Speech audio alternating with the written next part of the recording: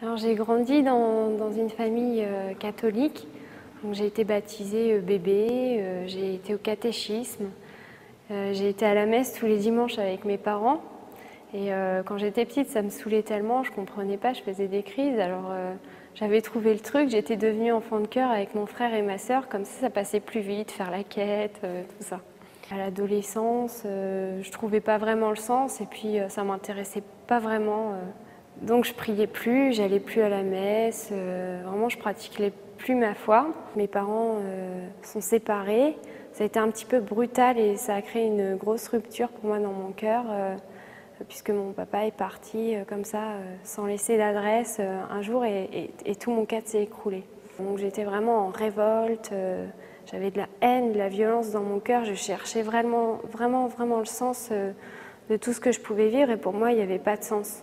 Je suis partie à Medjugorje, c'est une petite ville en Bosnie, en pèlerinage. Je me suis retrouvée dans un car où tout le monde avait le sourire grand jusque-là, qui me disait « mais tu sais, Jésus t'aime » et tout. J'avais envie de claquer tout le monde. Je me disais « mais tu sais pas ce que je vis, c'est bon ».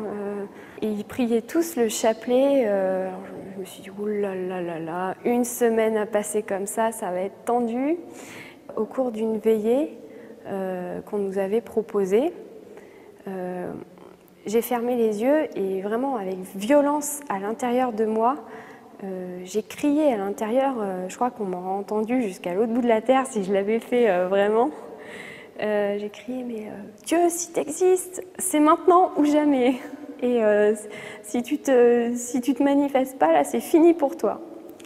Et là, j'ai été foudroyée sur place, mais foudroyée. Et j'ai commencé à pleurer, alors que ça faisait des années que je ne pleurais pas, malgré tout ce que j'avais pu vivre de difficile. Et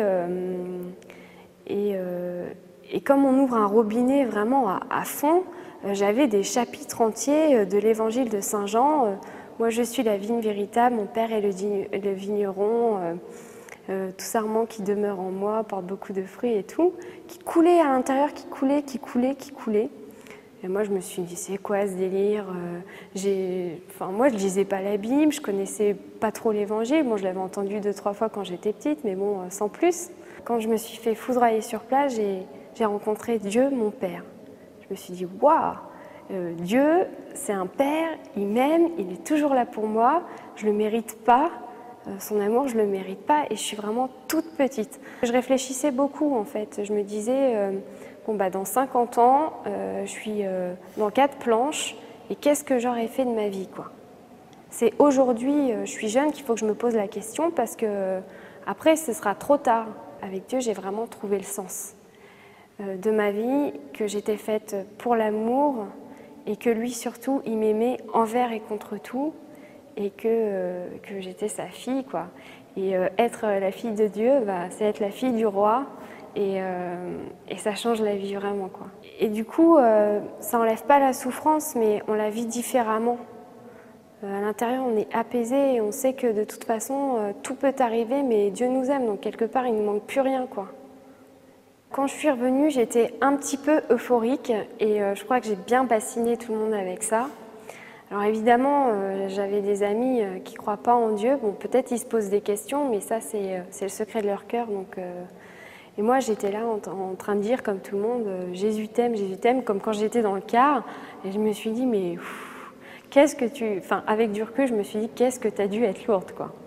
Parce que quand on vit des choses fortes comme ça, pendant 2 semaines, c'est super, Seigneur, je t'aime, je te suivrai envers et contre tout. Et puis 2 semaines après, on a tout lâché, on est revenu. Le Seigneur il nous attend dans le concret, dans le quotidien, et qu'on n'est pas à cuculer les petits oiseaux, à planer à 10 000, puisqu'on est dans un monde terrestre, dans le temps, dans l'espace, dans les obligations, et tout ça, c'est important aussi.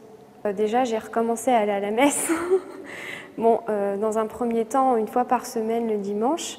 Et puis ensuite, j'ai fait une prière à Dieu où je lui ai dit fais-moi tomber amoureuse folle de l'hostie. Et rends-moi vraiment dingue de toi. Et du coup, le Seigneur m'appelait tous les jours à la messe.